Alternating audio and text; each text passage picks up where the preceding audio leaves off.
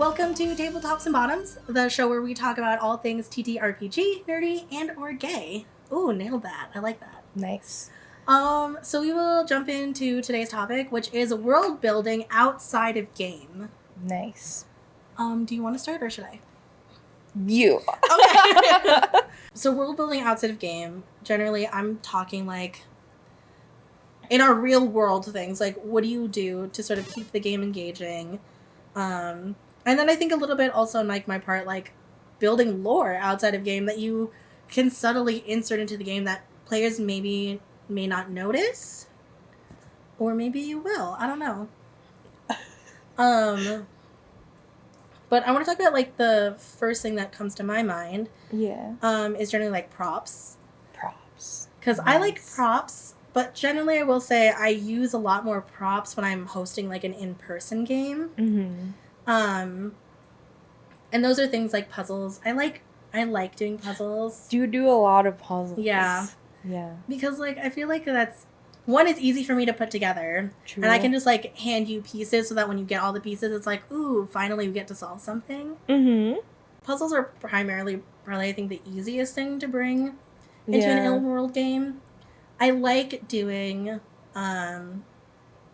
like letter puzzles where you have to like a word scramble puzzle, that's what it's called. Yeah. Where you have to like figure out like what the words are. I like those ones. Yeah. I think the last one that I did though was campaign 1. Mm-hmm. And that was with the bunnies. I will say there are some times where I will put in certain clues or puzzles knowing that only like 1 or 2 of you is gonna get them. Uh-huh.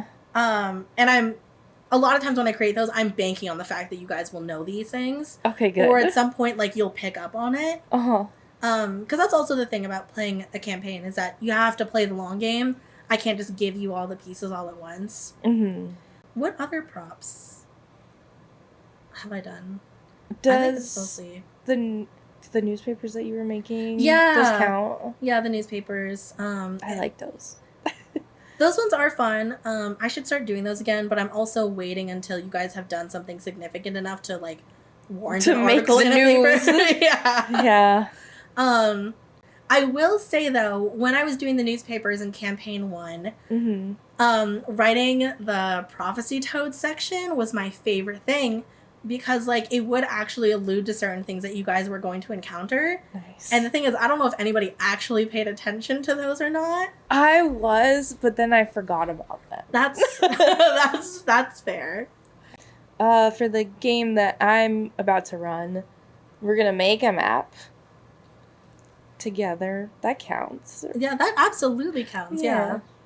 I think if it's something that you can like see like visually with your own eyes, mm-hmm. or like something that like uses any of your senses, I think.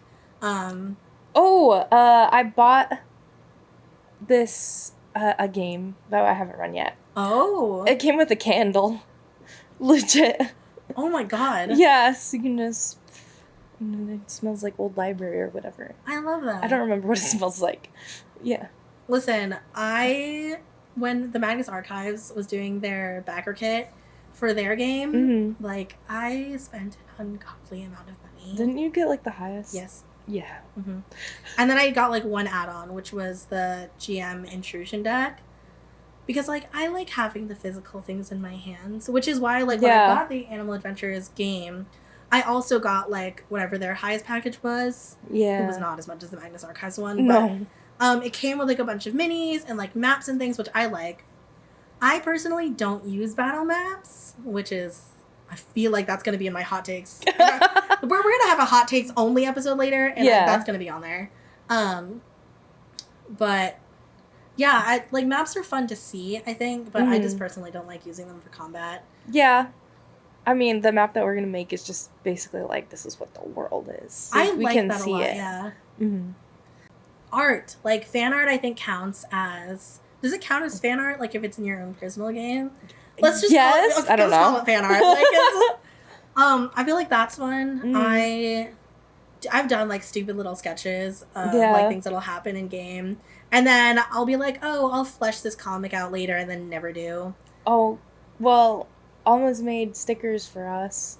You had that artist commission Yeah, I had an us? artist commission a poster for campaign 1. I'm gonna commission her again when campaign 2 ends. Okay.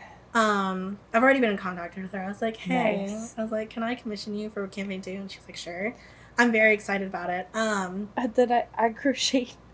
Yeah, you crocheted Buck and Love for Yeah. me, which were so cute. I love them. They Yeah. literally sit in my room.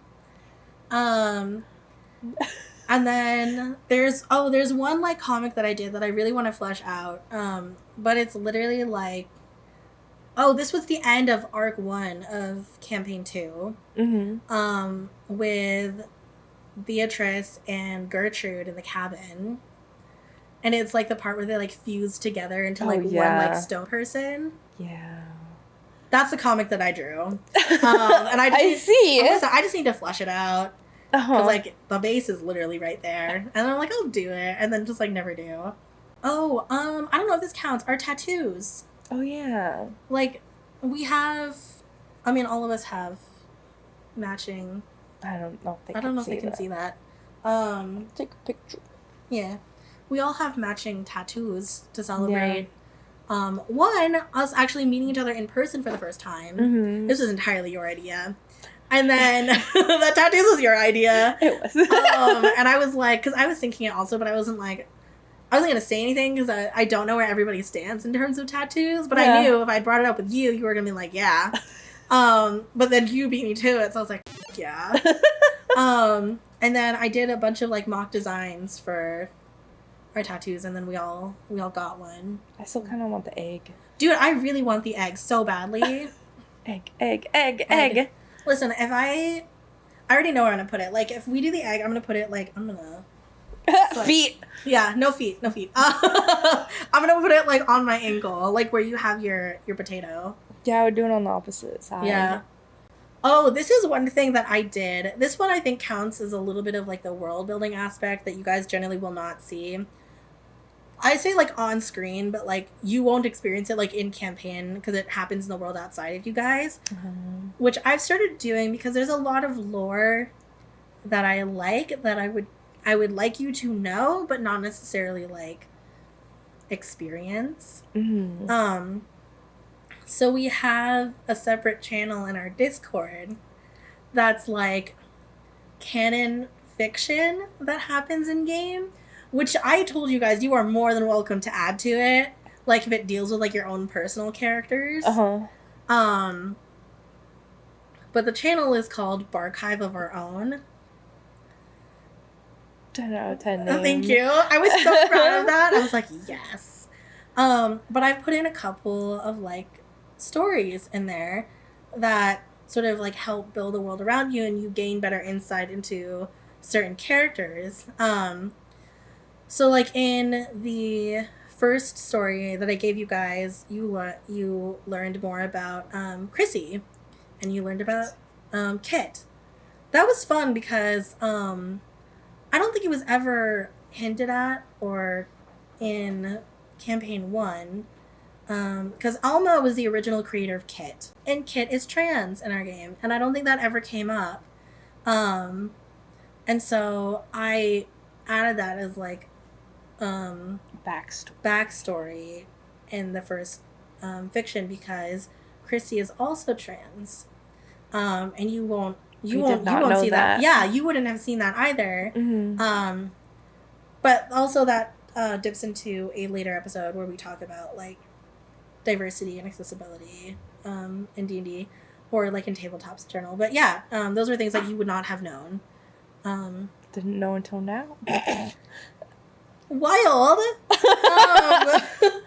In world group chats, I tried to start this in our Vampire the Masquerade game. I kept forgetting to answer, and I think all of us did. Yeah, everybody forgot to answer. It's fine. That dropped off after, like, a day or two, I think. Sometimes yours actually went a little bit further. Actually, no, you're the only one who went further than anybody else. Oh, I could still answer. We can still keep this going. I like doing those. I think they're fun. Mm-hmm. But I don't get to do that one very ever. Very ever. I miss that campaign.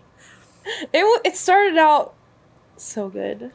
Listen, the whole entire campaign was already built out. Mm. I knew exactly how many sessions we were going to have because it was going to be like a mini campaign. Mm. I say mini campaign as in it was going to be like between 10 to 15 sessions depending on how you guys played it out. Mm. And then also saw online that Vampire the Masquerade is coming out with a LARP handbook, so I am debating on if I want to save it now. How am I gonna LARP my character? That's... I'm not a black French person. Okay, so that brings me to like my next point, costumes. Like cosplay of your characters. Yeah. I think that's very fun, and I absolutely think that counts. True. We did that kind of for the wedding. Yeah, I had you guys like dress up kind of. Like I bought flower crowns for everybody. And they had ears, Nicole. Yeah. Did I have I had ears. Alma made everybody ears. Yeah. I still have mine. They're next to my Buck and Love. That was so fun. I loved dressing up as Love. So I was dressing up as Petey, and he's like a little doggy, and he has a little sailor hat. I could not for the life of me find a sailor hat that would fit my head. You know what? I liked that. So that's why the little one was just like this. It's so cute though. Because like it feels like it fits Petey also. Yeah. But I do wish it fit my head. That was very cute. I really enjoyed that. And then I remember, I dressed up as Love for Halloween. Mm-hmm. And like I did like a mouse nose, but I didn't realize. I thought it was just the cute. I thought the shape was cute, and almost like I like that you gave him a muzzle, and I was like, because it was like the deer nose, you know, just like the little like U shape. Yeah, yeah. And then looked up later, and I was like, oh, the mouse ones are like just like the little round one like in front. Mm-hmm. I did not change that though. He still has a muzzle. It's fine. No one's gonna know. That's true. It was really cute. That was fun. Mm-hmm. And then I know I have cosplayed as like my first two characters, and weirdly enough I've only done them at Ren Fair also, like both times. Hollow was fun. I guess I technically dressed up as my first character. I was trying to go for a bard look. Yeah, that's true, you did, Aspinall. Yeah. I loved her. Yeah. Oh my goodness! Oh, you're warm. Sun warm. I forgot to close the windows. Sun warm and sleep warm. Yes. Oh my goodness. Music is another thing that I feel like I personally really like doing this one because I really like soundtracks. That's also primarily what I listen to on a daily basis. But I like giving soundtracks too when we play games. Again, I usually only do these when we do in-person games. Yeah. Just because of the logistics of doing it online, and then signal gets weird, and then you're competing with like other people talking, and then it's more hassle than what it's worth. So that's usually why I do that. Mm-hmm. And usually when I do soundtracks in game, I don't actually use apps for that. I know there's one that's called like Soundscape or something like that. Oh, Sirenscape, that's what it's called. That one I think is fun if you like doing that kind of stuff. It's pretty customizable. I didn't want to pay for it, so I didn't. They have like some free ones on there. I'll link them in the description if anybody wants to use that if they're interested in music. But Spotify has a lot of soundscapes, honestly. They do, yeah. But I know you don't pay for it. I don't pay for it. I also like picking soundtracks from music that I've already heard or from like games that I've already played. But I did kind of a similar thing for the dungeon party, but then I didn't even play it, so I was really upset about it. Aww. I made a really good playlist. But they had, of course they have like game soundtracks and stuff on there too, but then they have like random people just uploading like their music to it. And they had like that, the Bardcore. Yeah, I love the Bardcore guy. One. Yeah. He's on Spotify, so I put like the covers on my playlist. I'm sad I didn't get to play it. Dang. Damn. But I like to pick music based on themes that I know that you guys will like go through. So usually have one that's like pretty joyous, pretty cheery because you guys start the adventure, and then when things start to go to then that's when I'll pull in like a little bit of the more the tension one. And I always pick like a combat music, even though I know you guys generally don't do combat. Yeah. And then I'll pick one that's like really sad, just in case you guys have emotional moments, which usually also doesn't happen. Mm-hmm. Mostly because y'all are like, let's do some stupid. I love being And then, listen, I love that. Oh, I was gonna tack this on to like I guess environment building. Mm-hmm. Not like necessarily like in-game world stuff, but like the environment you play in, and I'm mostly talking about like in-person games on this one. Just because I like making games as immersive as possible. I was going to say atmospheric, but that's not it. But I mean, yes, you are building an atmosphere. Yeah. But like we've all seen those clips about those like DMs who will go like all out, and then they'll have like fog machines and all that like really cool shit. Yeah. I'm a low budget, right? So I'm like $10 or less. Mm-hmm. But I generally like to do like light stuff. Because like this, you guys can't see this. There's a ceiling fan above me, and we've switched out the lights for color changing ones. And so generally, if we're hosting an in-person game, I like to switch up the lights based on what environment that you're in. Mm-hmm. So when we were doing our Vampire the Masquerade one, you guys were in a club, and so the lights were all the little flashy ones. And then for, what was it? It was for our Monster Hearts game that we did one year for my birthday. No, it wasn't a Monster Hearts game. I don't think we did. Oh, we didn't do that one. It was the Tower of Doom one that we did. Where I like changed the lights to blue at one point. Because I think you guys were in a cave. We were all really stupid. Yeah, that's the one we were all really stupid. We could not figure out the final like puzzle. Yeah. It's fine. In retrospect, I did also kind of make it a little bit too hard. At some point, I gave up and I just let them like crawl around on the floor. Yeah, that was fun. What other things have I done? Yeah, I don't think I've done more than like changing lights and like adding music. I usually try to encourage dress up when we do in-person games because they are pretty rare. Like I bought a whole set of like vampire teeth for our Vampire the Masquerade one. So did we. But we did, when you did that one Call of Cthulhu one-shot, we literally bought 1920s dresses. Yeah, that's true. Yeah. That one was very fun. I had like my little newsboy cap. Mm-hmm. I want to say minis are a thing. They definitely are. But we don't use them. I used minis more when I was playing like D&D in college. Mm-hmm. And we didn't we were all poor. It was college. So we literally had like little wooden tokens that we drew our characters on, and that's what we used as our minis. Mm-hmm. I think they're cool. The only mini I've ever used was the Asphodel. Yeah. In that game. And we actually used the battle maps and stuff, so. Yeah, I haven't done it since then. Yeah. Because even when I run in-person games, like, again, we don't really do much of combat anyway. No. But I do think minis are cool. Yeah. Just to look at and be like, this is mine. Yeah. This is me. I will say, it is very gratifying to have, like, a full painted version of yourself or your character. Gonna come back? But you got a lot with your animal adventures. I did. I have a lot.